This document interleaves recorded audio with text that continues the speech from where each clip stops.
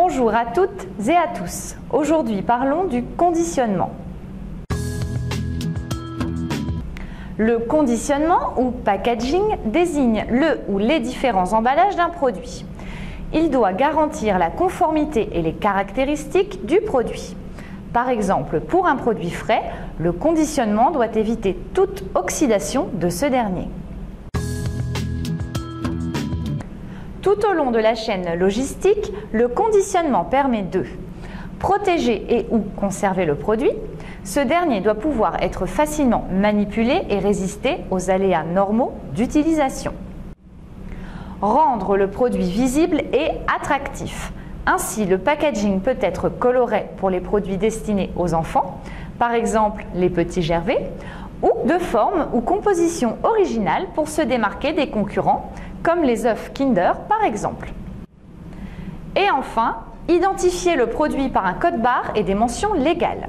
Si on prend l'exemple des denrées alimentaires, leurs mentions doivent notamment informer sur la composition, la quantité, la date de péremption, l'origine, l'apport nutritionnel, etc. Le conditionnement peut se faire en plusieurs couches. Le conditionnement primaire contient le produit. Il s'agit de la plus petite quantité offerte à la vente aux consommateurs, comme un pot de yaourt par exemple. Cet emballage est jetable et sera donc éliminé par le consommateur final. Selon la directive 94/62/CE, emballage et déchets d'emballage, le conditionnement primaire est l'emballage conçu de manière à constituer au point de vente une unité de vente pour l'utilisateur final ou le consommateur. Le conditionnement secondaire protège le primaire. C'est un conditionnement étudié pour faciliter la mise en linéaire et le recyclage par le distributeur.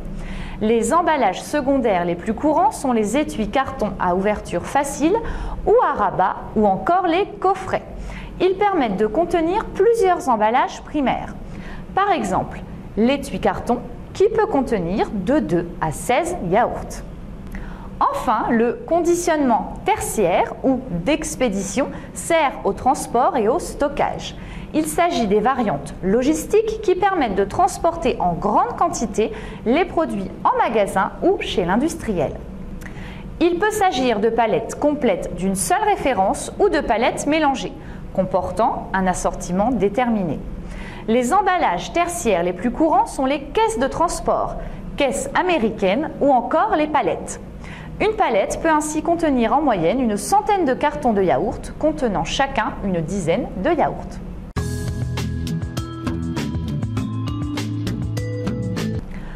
Avant de vous lancer, sachez que le conditionnement donne au produit une raison d'être. Le conditionnement permet de créer la différence et de donner un sens au produit. Ainsi, il doit être abordé comme un objet signifiant et parler aux consommateurs finaux. Il doit être bien travaillé et bien pensé en amont.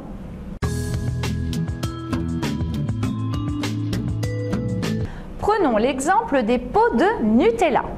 Nutella appartient à la marque espagnole Ferrero et est le leader sur le marché des pâtes à tartiner. Malgré des apports nutritionnels souvent remis en cause, la marque parvient à se défaire de cette image négative.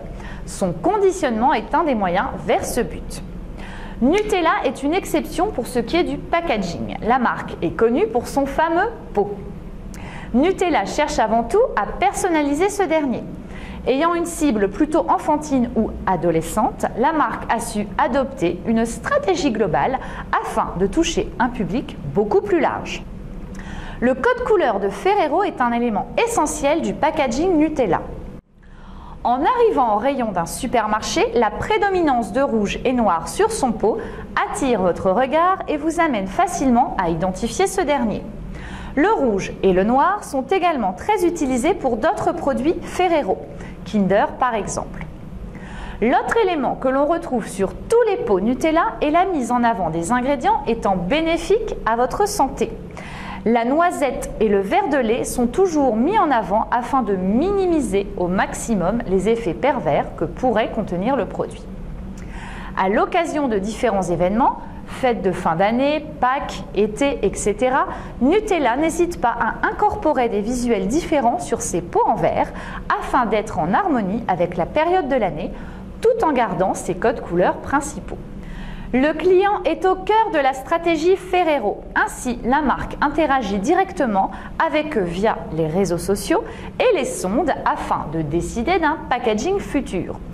Celui-ci étant décidé à la majorité, il rencontre dans la plupart des cas un franc succès auprès de la cible. Pour conclure, il est bon de préciser que le packaging rentre dans une stratégie globale de communication.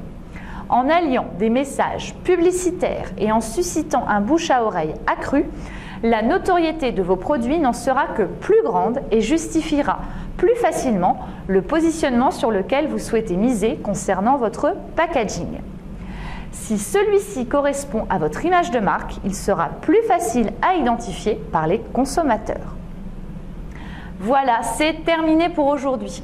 N'oubliez pas que cette vidéo est un tuto qui a pour but de vous initier à la démarche marketing et que par conséquent, il n'est pas complet. Donc, comme d'habitude, n'hésitez pas à poser vos questions en commentaire sous la vidéo ou pour toute prestation marketing, à nous contacter directement. À jeudi prochain!